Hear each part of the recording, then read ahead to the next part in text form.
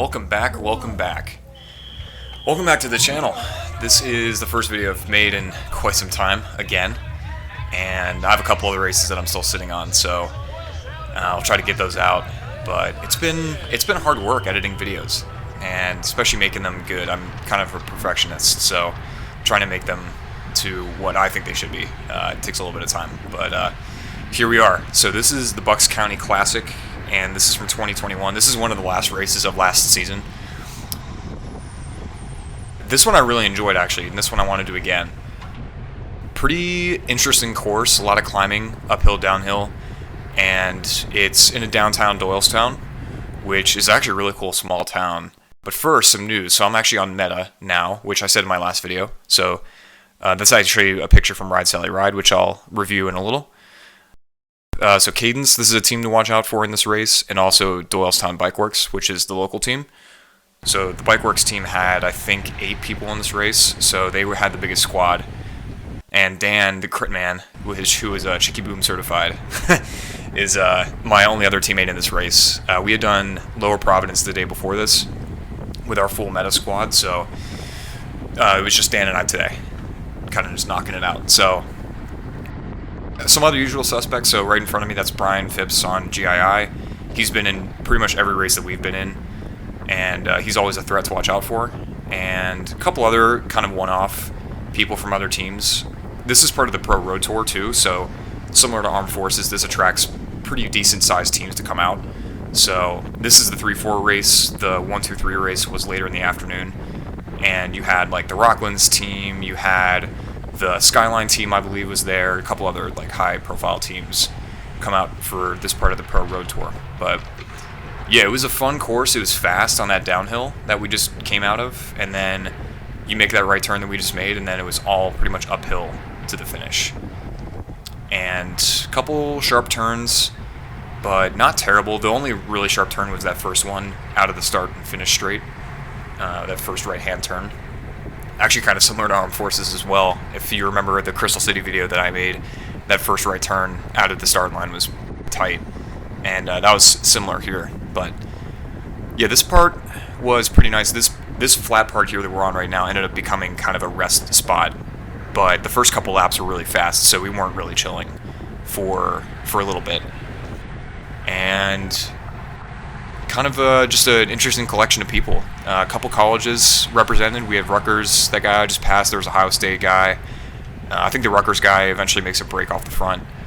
And a couple other people. But yeah, this race I think was, I want to say there were like 50 or 60 people in this race. So moderately sized, not super huge, definitely not as big as Armed Forces, but still decently sized. This is Dan right in front of me, so we were wearing our white alternate club kits for today, because we'd worn our main blueberry kits the day before, so they were dirty, and Dan and I wanted to mix it up a little bit. So this is the climb into the start line and the finish line. So like 3%, like not terrible, but it was just a long uphill because I made that right turn, and then it's pretty much just a long uphill, and then flattens out here, and then you have that sharp right turn that I just showed. So yeah, I'm going to skip forward a bit in this race. To be honest with you, there wasn't a whole lot of activity as far as like, yeah, it's just, we're starting to spice it up now, so that I just was bumping with that guy, but other than that, there wasn't a whole lot of action. It was kind of just me surfing wheels for the most part, like being in the pack. Like nothing really big to show. So yeah, I'll be skipping forward quite a bit in this race. It was 14 laps. I have 15 on that counter because it included my cooldown lap. But yeah, this is a good race. This is definitely one I want to do again. There were a couple attempts at breakaways. There were a couple people who would try to go off the front. I think at this point, if I can hear the announcers correctly, I think there's somebody going off the front, or there's like somebody has like a couple second gap, and it was getting kind of strung out here. So this part was downhill, and then there was a pretty sharp right turn down to the bottom of this hill, which is where that one crash was at the beginning of the race.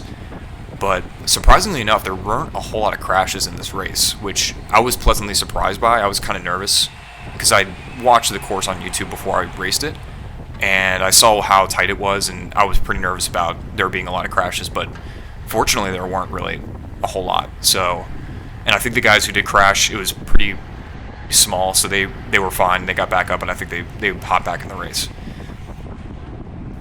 This part was fun. This was the downhill sweeping right-hand turn, so it's all downhill here, carrying a ton of speed, and then you just make this nice sweeping right turn, and then this part here you're just cruising. And here I'm opening a gap, which is not great. I mean, I'm doing more watts than I should be, but it's also on the downhill, so it's not super hard to catch up. But just small things like that are definitely things that I want to work on. Maybe not leaving gaps open as much. The gearing on my bike for this race was not great for the downhills because it's my crankset's actually kind of small. It's a compact. I think it's a 50-34, which is what I'm racing on this one. This is my red bike. So for the climbs it was great, but for the downhill I was spinning out. So I'll definitely be upgrading chain rings in the upcoming season. As far as strategy goes, Dan and I kind of just wanted to hang on. We were both tired from the day before. We had raced Lower Providence before this, where we had a full squad. I think we had like 9 or 10 guys do that race. And we did really well as far as executing strategy. I'll have that one up as well in the future, because that one was really cool, because we all had roles and we all executed them really, really well. So I was kind of like a lead out and chasing back breaks, and we ended up putting Sean, Flirty, and Dan on the podium at 2-3. So we did really well, and they definitely kicked it in right at the end. It was awesome. So we were kind of tired. Dan admitted to me that he was pretty tired,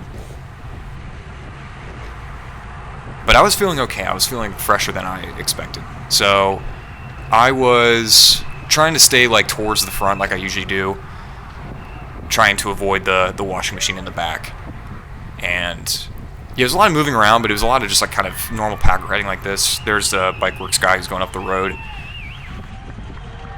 Yeah, again, like not super eventful, to be honest, which I guess is nice. You know, it's definitely a safer environment to be in when it's not super eventful. But and this uphill, honestly, even though it was a long uphill and got steeper as it went along, if you're in the draft, it's actually not terrible. Like, I'd watched the videos of this race before, and I went into it thinking, oh, this is going to suck. This is going to just totally kill a sprint, or my legs are just going to be done by the end of this race. Like, I'm not going to have any energy left. I raced the day before this, but honestly, it wasn't that bad. And I think this race I did really well with staying in the draft, like staying in the pocket, which is something that I'm not always good at. I tend to eat more wind than I need to. But this race, I pat myself on the back. I think I did okay. Yeah, we're on lap 9 now, so it's getting kind of strung out. You could see their gaps starting to open up. This turn I was always nervous about because it was slightly more than a 90-degree turn, and you're coming off that downhill. So I had to do some work coming out of that to catch them. Yeah, it's really starting to string out now, and I remember in the race not being super worried about it because I knew that we can get strung out here in this downhill, but then when we were at the end and we make that right turn to go uphill, we usually grouped all back together. So we're cruising. I mean, we're doing 36, almost 37, and we're strung out, but again, I'm confident that we'll be able to come back together. Yeah, and sure enough, we're starting to group back up again. There were speed bumps on this part, which kind of killed the vibe a little bit. I had to kind of like stand up out of my saddle a little bit when I hit those, just to avoid like being knocked around. But yeah, so we're gonna fast forward a little bit more now. So I think either the lap before this or a couple laps from now, Dan tells me that he's feeling pretty tired. So he wanted to get me as close to the finish as possible because I told him that I was feeling a little bit better. So full kudos to him for helping me out. And yeah, I think there I told him that I got it from here because I started to see this gap open, and I'm like, okay, this looks threatening, so I want to close this gap. So I'm going to move up to this group here, which is the lead group. And there's another GII guy, I think that's Ahmed, who's also usually a threat in these races. Him and Brian are usually a double threat pretty much every race that we've done, so I want to make sure I don't lose him. And a couple other of these guys were definitely really strong. I think I've raced with one or two guys in this group up here, so I know that they're strong, and a lot of these guys have been taking turns on the front, so this is pretty much the group that's going to stay the whole time to the finish. And there were a couple breakaway attempts. They usually got brought back, and yeah, it was pretty much just a lead group the whole time.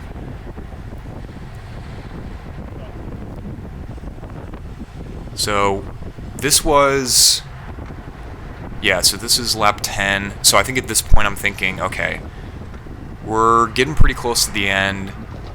Anything, at this point, anything that looks threatening that goes off the front, like a breakaway attempt, I probably want to follow. If it's one person, I'm usually not. I probably will just let it go, because the chances of them sticking it are slim with this much to go, with about 4 laps to go. But if there's like a group of people that go off the front, I definitely want to follow that.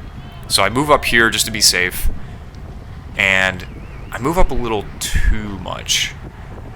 This guy, yeah, so that guy on the far right is trying to make a break up the front, and then it pretty much brings the speed of the entire group up. So now we're all kicking. And I was in a good position to follow because I wasn't working that hard working in the draft, so I was able to respond pretty well. And now we're getting strung out. And yeah, this bike works guy on the left, I knew he was strong. He was taking turns on the front, and I think I've raced against him before too. So yeah, so we're coming into, I think this is 3 laps to go. And yeah, it's been a while since I've seen this footage, so I'm trying to remember what I was thinking in the moment. I think at this point, yeah, I was still feeling pretty fresh. I was at 173 beats per minute, which is kind of high, but pretty manageable for me. I think the highest I've been in races has been like 186, which is not very high because my theoretical max is 195, but if I hit 186, then I'm like almost dead. So right now I'm at like now I'm back down to 160, 162, so I'm feeling good. This turn here I got more confident in as the race went on. I was really able to look through that turn and really ride it pretty well, which I was pretty proud of. And this turn too, just kind of looking through it and just carrying all the speed as much as I could, avoiding some of the potholes down there at the bottom. And then, yeah, just riding in the draft here. So this part was a lot of just free speed, because as long as you were in a draft, you really didn't have to pedal that much. So you could save all your energy and then come the uphill. I'm usually pretty good at climbs. I'm a pretty light guy, and I also just I've had a lot of experience with climbing, so I would be able to save my energy here and then climb when we hit this uphill here, when we make this right turn.